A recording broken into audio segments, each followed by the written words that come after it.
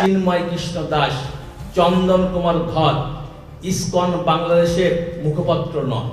বক্তব্য এবং কৃতকর্মের জন্য ইসকন বাংলাদেশ কোনোভাবেই দায়ী নয়। সচেতন মুসলিম যারা আছেন আপনারা প্রতিবাদ করবেন যদি এটি নিশ্চিত হয়ে থাকে। আমি শুনেছি এটা আদালত পর্যন্ত গড়িয়েছে এবং বিজ্ঞ আদালত অবশ্যই এই ব্যাপারে খুব সুচিন্তিত রায় দিবে, যাতে করে আমাদের ঈমান, আকীদা, আমাদের বিশ্বাস, আমাদের ধর্মীয় চেতনার ভেতরে যাতে কোনো ধরনের আঘাত না আসে।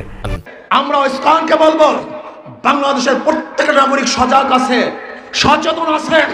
যদি ইসকন বাড়াবাড়ি করে তাহলে বাংলাদেশের সমস্ত মানুষ ঐক্যবদ্ধভাবে ইসকনের বিরুদ্ধে আন্দোলন করবে, সংগ্রাম করবে, যুদ্ধ করবে ইনশাআল্লাহ।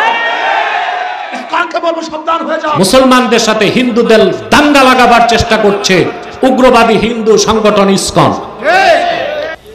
পাশাপাশি নিন্দা জানায় মুসলিম নামধারী যারা আবার এই ইসকন সভাপতি হিন্দুকে গ্রেফতার করায় সরকারের নিন্দা করতেছে।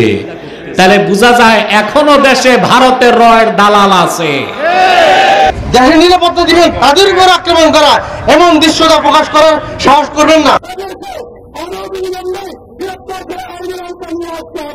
অতি সত্বর নিষিদ্ধ করতে হবে।